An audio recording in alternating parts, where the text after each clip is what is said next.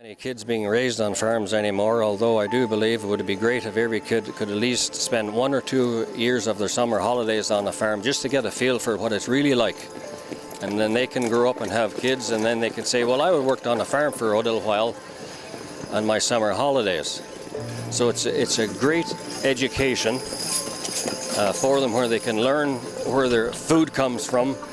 And when I ask some kids about where does food come from, I don't like the answer when they say the store. That's not very good. They need to come to these rural fairs, and every one of them, to learn about where her food really comes from. It's extremely important. There's a lot of these things they cannot learn in the classroom.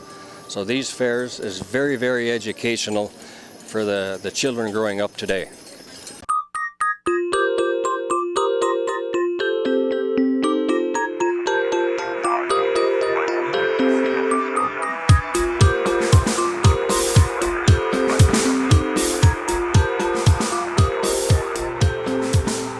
I'm Silvia.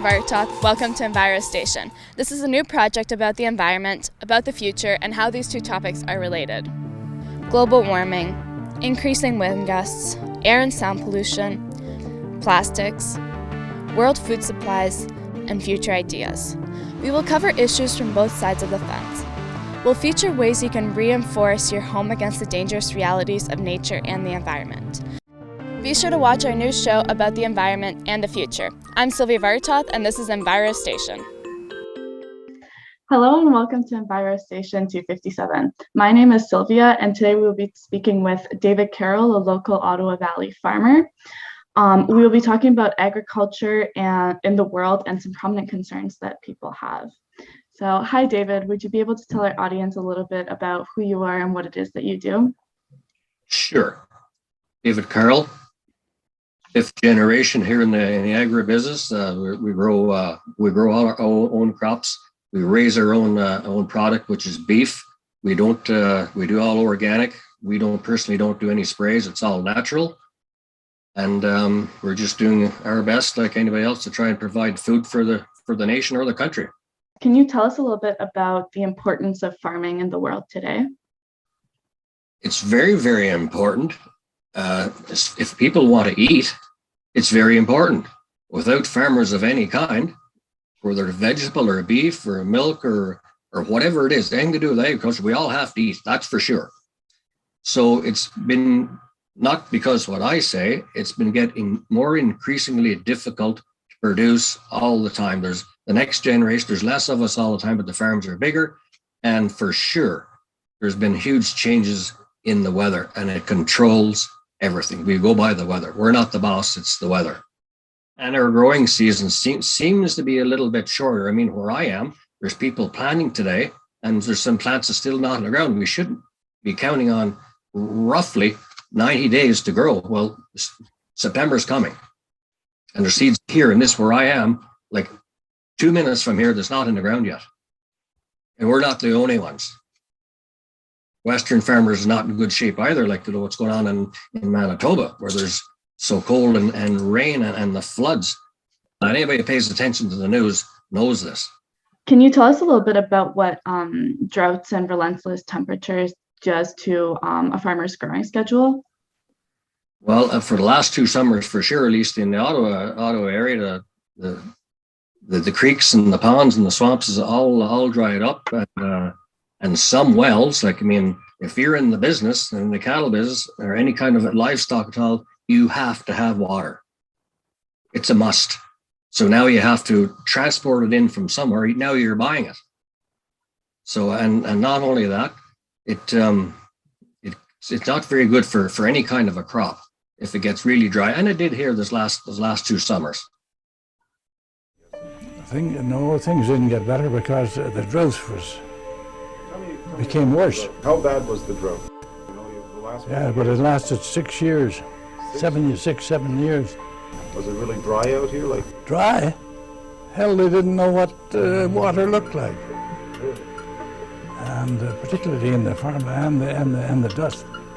But in 36, 37, and 38, those days lasted weeks. And nothing grew.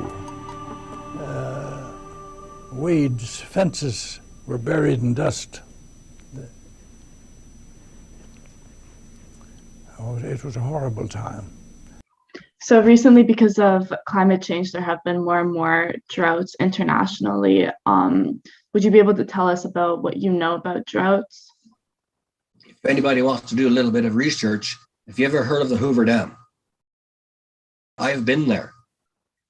It's down many, many, many, many feet. The water is gone. I can tell, but the last number of years, there's like the summers is there's longer and drier spells. Unlike, I mean, I say I'm not that old. I mean, in my 60s, but 30 and 40 years ago, and 45, there seemed to be longer stretches of nicer weather. Like I mentioned earlier about the haying business, the dry hay, and now it's some of the hay just gets burnt. And when you take the first cut off, it really should be getting rain right away, but it can't get it sometimes. It rejuvenate the ground to get the second cut coming. So if you're cultivating, and if it's very, very windy, sometimes you can see drifts in your fields. Now I don't see it that much around here in the Ottawa Valley, but I've been in the Western provinces, and there's drifts across the highway of topsoil blowing from your property across the road to my property, drifts in ditches, the same as the snow drifts, what they were topsoil. So the topsoil is very, very important. That's where you get your growth from, not down deep, it's up the top a little bit. And then there are some concerns that food supplies are at a critical stage in the world right now. Would you be able to tell us a little bit about this? Is it true? And have you yourself seen any signs of water shortages and irrigation problems?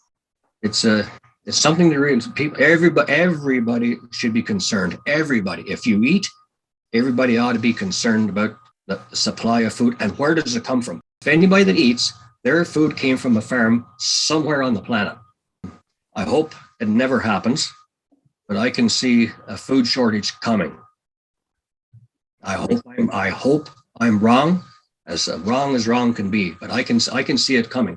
And just look what's going on around here, and look what's going on and with Russia and Ukraine. And if I'm not mistaken, Ukraine is about the third largest producer of wheat. And look at what's going on in there now, and whether Russia wants to let them access into release it or not. So wheat and those grains is very, very important. If we want cereal and bread and cooking oils, it's very, very important. And I think we're could be into for at least a little bit of trouble